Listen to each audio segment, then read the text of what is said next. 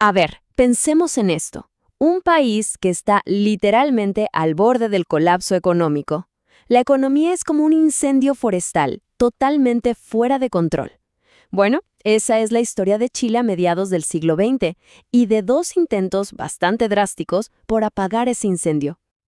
Para que nos demos una idea, hacia 1955, Chile tenía una inflación anual de más del 70%, una de las más altas del mundo en ese momento.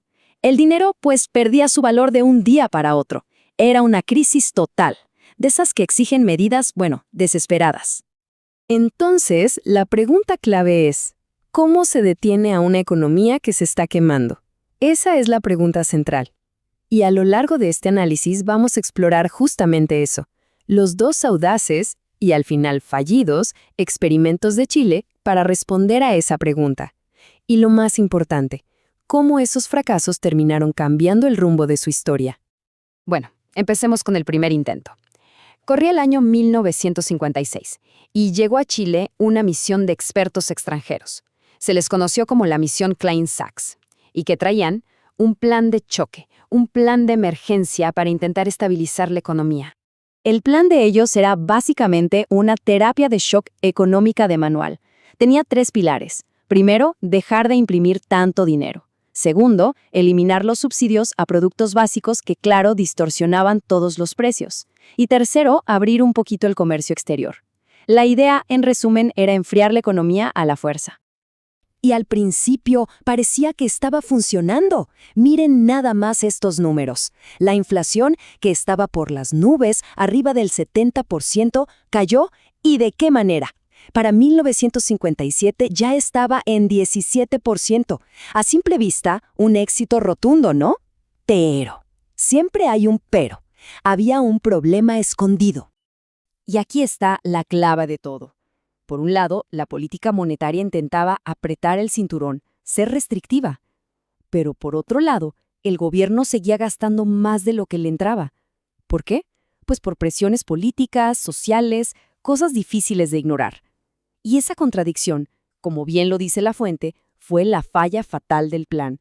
El golpe de gracia llegó en 1958. ¿Qué pasó? Se desplomó el precio del cobre, que era el principal producto de exportación de Chile. Eso, claro, desató una crisis tremenda.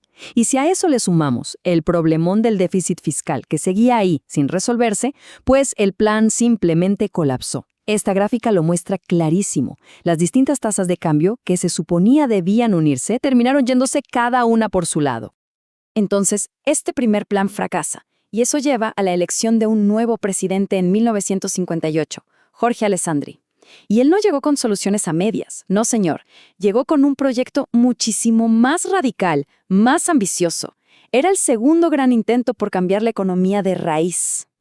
Una de las primeras cosas que hicieron fue crear una nueva moneda, el escudo, para marcar un quiebre total con ese pasado de inflación. Era un símbolo, ¿no? Como para decir, borrón y cuenta nueva, empezamos de cero. Pero aquí viene la jugada más arriesgada de todas. Decidieron fijar el valor del escudo casi 1 a 1 con el dólar estadounidense. O sea, era una apuesta gigantesca. El gobierno, en esencia, estaba apostando toda la credibilidad económica del país a que podía mantener esa paridad. Para tener el contexto, cuando arrancó el plan de Alessandri, la inflación seguía altísima. Sí, era menor que la de 1955, pero todavía estaba por encima del 33%. Nada despreciable. Y ahora, atención a esto. El resultado al principio fue espectacular. La inflación se vino abajo, hasta un 5.5%. Era la cifra más baja en más de 20 años. Imagínense, el país entero respiró, pensando que por fin se había acabado la pesadilla. ¿Pero les suena conocido este cuento? Pues sí, vemos aquí la misma contradicción que hizo fracasar el primer intento. El plan necesitaba una disciplina fiscal de hierro, pero la realidad era otra, un déficit que no paraba de crecer, mucho gasto público y la cantidad de dinero en circulación aumentando más de un 30% al año. La historia, tristemente, se estaba repitiendo. Y bueno, vamos a ver cómo se vino todo abajo. Resulta que esa mezcla de una tasa de cambio fija con una expansión enorme del crédito interno fue una bomba de tiempo. Se creó la tormenta perfecta, que finalmente estalló a finales de 1961. La gente no es tonta, las empresas tampoco. Empezaron a ver que se estaban imprimiendo muchísimos escudos para mantener ese dólar fijo. ¿Y qué hicieron? Pues corrieron a cambiar sus escudos por dólares. Esto provocó una fuga masiva de las reservas del país y lo dejó básicamente al borde de la quiebra internacional. Y la medida que tomaron para frenar esa sangría fue extrema. Impusieron un depósito previo del 10,000% para poder importar cualquier cosa. ¿Qué significaba eso en la práctica? Pues que estaban cerrando la economía de un portazo. Como era de esperarse, ese símbolo de la nueva estabilidad, la paridad con el dólar, ya no se pudo sostener, se tuvo que abandonar. Y el escudo se devaluó de una forma brutal, marcando así el fracaso definitivo de este segundo gran experimento. A ver, que fallen 2 intentos de abrir la economía en menos de 10 años, eso tiene consecuencias, y profundas. Pero lo curioso es que, en lugar de decir «la tercera es la vencida», Chile hizo todo lo contrario, dio un giro de 180 grados en la dirección completamente opuesta. El país, entonces, se cerró sobre sí mismo. Se volvió al proteccionismo, el Estado empezó a intervenir mucho más en la economía. Y claro, sin competencia, creció una industria nacional que no era muy eficiente, que digamos. De hecho, según una de las fuentes, este era un camino que conducía directamente hacia el socialismo.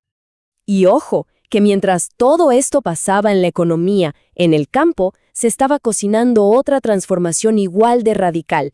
El fracaso de estas políticas de libre mercado reforzó la idea de que hacían falta soluciones más de fondo, más controladas por el Estado, como la reforma agraria. Una reforma que venía impulsada tanto por la política interna como por la famosa Alianza para el Progreso de Estados Unidos, que buscaba frenar la influencia comunista en la región. A ver, la idea de redistribuir la tierra no era algo nuevo en Chile, para nada. Como se ve en estos datos, la caja de colonización llevaba ya décadas haciendo algo parecido, pero a una escala muy pequeña. La diferencia es que la nueva ley, la de 1962, era otra cosa.